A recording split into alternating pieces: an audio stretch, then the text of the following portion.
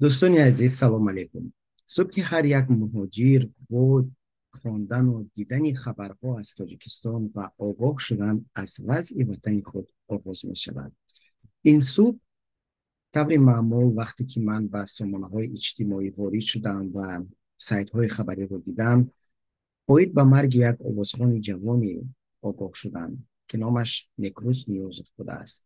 راستی گپ، این آوازخوان را شخصا من نمی شناختم و با تشویش روزگار و مشکلات مهاجرت امکان نداشتم که از سرودهایش و گویم که از ایجادیاتش آگاهی پیدا کنم.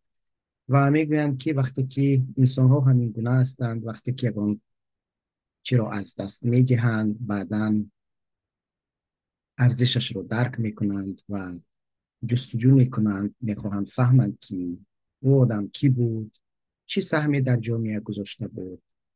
و برای من هم جالب بود که بفهمم نکروس نیازف کی است، چی آهنگ ها می سرود و تلفات او تا کجا و عالم موسیقی تاجیکستان تاثیر می کند.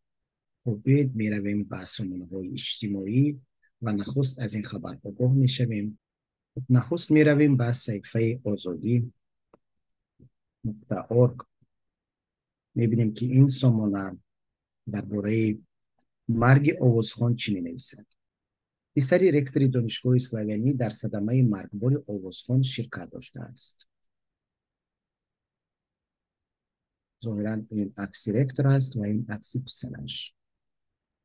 مشرب فیض‌الله رکتور دانشگاه اسلامی و پسرش کامیاب فیض‌الله، جوانی که نامش در رابطه با مرگ فاجعه‌ای آوازخوان نیکروس نیازف رسانه‌ای شد. پسری رکتور دانشگاه اسلامی روسیه و تاجیکستان بوده است. بنا به خبری رسمی، کامیاب فیض‌الله شب 21 سپتامبر در نزدیکی طرفخانه بام جهان تصادف کرد. آوازخوان نیکروس نیازف را که در کنار راه می‌ایستاد پخش کرد. آوازخوان 28 ساله چند ساعت بعد در بیمارستان درگذشت. خدا رحمت کند.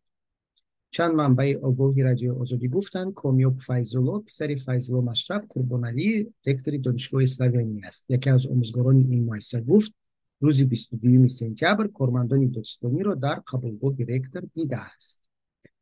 و بعد این ویدیو را تماشا میکنیم که ظاهرا این ماشین است و در بالایش تابوت ساکنانی بدخشان که در دوشنبه زندگی میکنند رسم دارند که اگر یک نفری زاده بدخشان بیففتد، جسدش را حتما به بدخشان میبرند. وزارت کارهای داخلی شهر دوشنبه در شهر حادثه گفتند که دو ماشین لکسوس ساعت 10:30 شب 21 سپتامبر به هم برخورد و نکروز نیازف را که در کنار راه ایستاد پخش کرد. این حادثه در این اطراف روبروی طرفخانه بام جهان رخ داده است.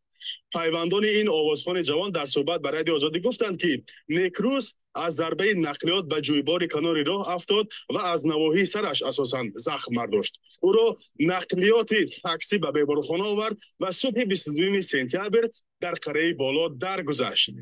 تمام اهل هنر امروز اندوهگینند، به هم دیگر زنگ میزنیم راجع به این حادثه ناخوش گفتگو میکنیم. اما چی سود از این گفتگوها؟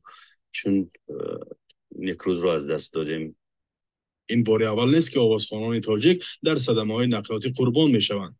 از اون دمیربک عالیموف 33 ساله شب 5 فوریه سال 2022 جانش را از دست داد. پیش از این در یک صدمه پرسر و صدا در ماه اوگوست سال 2020 آوازخوان معروف بهرام غفوری به هلاکت رسیده بود. در چند تصادف فاجعه‌بار فرزندان منصبداران بلندپایه تاجیکستان شرکت داشتند. تحقیق آنها ناشفاف گذشته، نتیجه تفتیش‌ها نامعلوم ماند.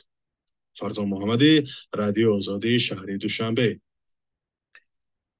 خب طور در این گزارش رادیو آزادی فرزان محمدی میگوید سالهای اخیر و عموما در گذشته هم سبب یکی از سبب‌های مرگ آوازخوان‌ها این متاسفانه صدمه‌های نقلیاتی است و خیلی افسوس وقتی که شخص با هزار امید تنها که راه به سوی خانه‌اش است و از بی احتیاطی یک نفر به هلاکت میرسد و بخصوص این هم در حالی که راننده ها همگی 18 یا 19 سال دارند. اگر این خبر واقعی باشد. خب دوستانی عزیز، بیاید اینجا می رویم به فیسبوک و می بینیم که نیکروز نیوزف کی بود و از نزدیک شناس می شویم. خب در شبکه فیسبوک هم بسیاری ها مثلا در اواترها یا اینکه در ریلز های خود درباره نیکروز نوشتند. مثلا شیروانی عمریدین خبرنگار نوشته است: مرد نمیرد به مرگ، مرگ از او نام جست. نام چو جاوید ماند، مردنش آسان کجاست.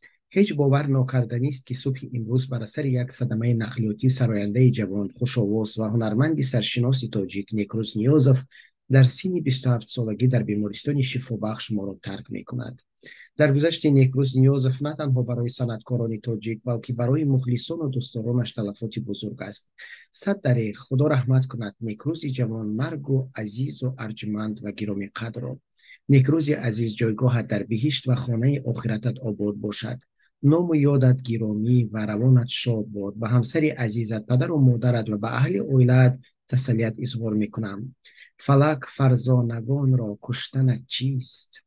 همه یک دانگان را کشتن چیست؟ تو خود دیوانه کردی عاقلان را، پس آن دیوانگان را کشتن چیست؟ جان شنیدم مثلی تو کم است، مثلی تو کم است و مانندی تو کم است. و بیاید اینجا میبینیم که آیا نیکروز نیوزف صفحه فیسبوکی داشته است. خب این صفحه نیکروز نیوزف در فیسبوک است و فردوس محمدیف در این صفحه نوشته است که مرگ یک عادت دارد که بهترین ها رو میگیرد. طور ما هم میگویم مرگ گلچین است.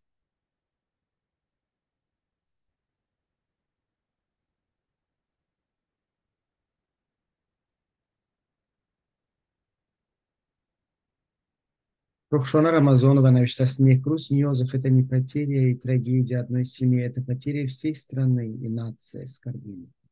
البته وقتی آدمانی ایجادکار، وقتی آدمانی با استعداد از دنیا میگذرند، اینها یک تلفات بزرگی جامعه هستند.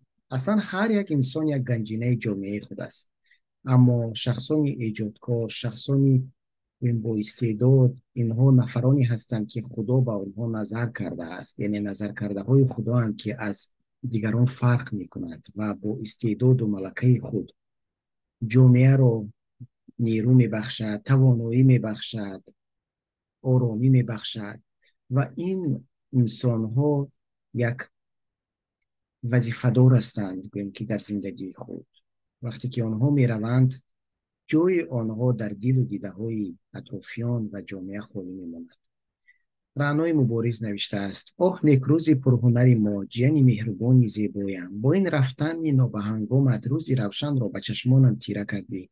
تو می روی و همراه جان جوانت هنری رخشنده را با خود زیر خاک سیاه میبری. تو جوانی را میبری، زیبایی را میبری. تو امید پدری دلسوخته و مادری جگربریانت را با خود میبری. نیکروز یک دانه و یگانه پدر و مادر، به شعرهایم آهنگهای دلنواز بسته بودی و می سرودی آنها را.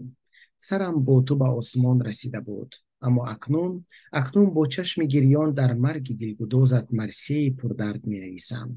تو اکنون در منزل خاموشان، در بلندی دهیک وزم زادگاه هم ابدا مسکن می گیری و به خواب ابدی می روی. اما پیوندان و مخلصان از خواب ناوقتی تو بیدار و بیمار می سوزند و می گدازند. آه نیکروز جوان مردی جوان مرگ، الهی جایت در زیباترین باغ بهشت باشد. آمین آمین آمین. با هم آمین میگوییم به این دعای زیبا. تحفه قاسمی نوشته است: ای خوشروی نیکروز، ای به هنر ویرادت، بلبل آواز ویراد، توی کت عجب فکف نتیرمد، دنیا عجب بیوفا. تو کدک جان ستر زاید سود، تو دادت ننی کرد فقط صبرت طاقت. فک وقتفت مشدلند عجب خفایم سد، عجب حیفت سود، تو جای یک جنت جاویدانیند. میگد هنرمندی یعنی دادری پر هنر و با هنر و بلبل آوازم جای جنت باشد.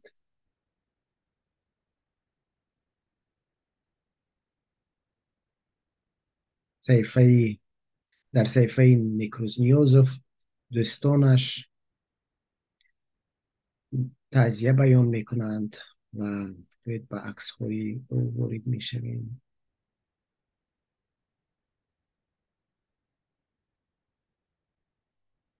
به ویدیوش وارد میشویم و میبینیم که چی ترانه ها رو اینجا نشر کرده بود. بیاید به شبکه یوتیوب می رویم و می بینیم که در یوتیوب نیکروز نیوزوف چی ترانه هایش نشر می کرد. ترانه ای که 2 روز پیش نیکروز نیوزوف نشر کرده بود در صحیفه‌اش می رویم داشته است. خب بیاید صحیفه نیکروز نیوزوف رو می بینیم در یوتیوب. او 5068 اعضا داشته است و 82 ویدیو نشر کرده است. ویدیوهایی که 2 هفته پیش نشر کرده بود این نیوزوف به من آورد و ویدیویی که 2 روز پیش نشر کرده بود این بود. فکرم میروی آن دوباره میروی افسانه شدن، میروی بی سر و سامانه شدن، میروی. این ندای پدر و مادری نیکروز است که بیشتر از همه در فراق خواهند سوخت، میسوزند و درد جدایی از فرزند رو تحمل کردنش خیلی خیلی برام است و ما همیشه دعا میکنیم که و هیچ یک پدر و مادر درد فرزند نصیب نکند. بگذار هر یک کس در احاطه فرزندان خود زندگی کند و هیچگاه مرگ فرزندان خودشون را نبینند، با دست خود فرزندانشون را به خاک نسپارند. خب در مورد مرگ همین من فکر میکنم که البته ما مسلمان ها همه چی رو به تقدیر حواله میکنیم. از یک نگاه اینم درست است، وقتی که پیمانه زندگی انسان پر می شود دیگر وقت حتی یک ثانیه وقت نمی ماند و ما و مثل بار و بخچه همانه می گیریم و باید بیرویم. طور ابوعلی ابن سینا گفته است از قعر گل سیاه تا اوج زحل کردم همه مشکلات گیتی را حل. بیرون جستم زی هر یک مکروهیل هر بند گشوده شد مگر بندی اجل. یعنی یک اسراری از همه بزرگترین زندگی انسان ها همین است که ما نمیدونیم که همین پیمانه زندگی ما کی پر می شود. شاید همین لحظه، شاید چند روز بعد، شاید چند سال بعد و شاید 10 سال بعد. این رو هیچ کس نمیدوند. برای همین یعنی خداوند وقتی که به ما شانس زندگی رو میدهد به ما امکانیت های فراهم رو پیش می آورد، اما همین سیر اساسی رو نگه داشته است که انسان ها رفتار و کردار خود را نظارت کنند، کنترل کنند و از بدی کردن و بدی ها خودداری نمایند. در مورد اشتراک فرزندان منصبداران در صدمه ها البته این باعثی تأسف است و همچنین سوال هم به میان می آید که چرا محض فرزندان عائله های منصبدار، عائله های دارا در تاجیکستان به چنین نگویم که حادثه های ناخوش شریک می شوند یا اینکه با اشتراک آنها همین گونه حادثه ها با وجود می آیند. شاید این را هم جامعه باید فکر کند و خودی پدر و مادر هم فکر کند.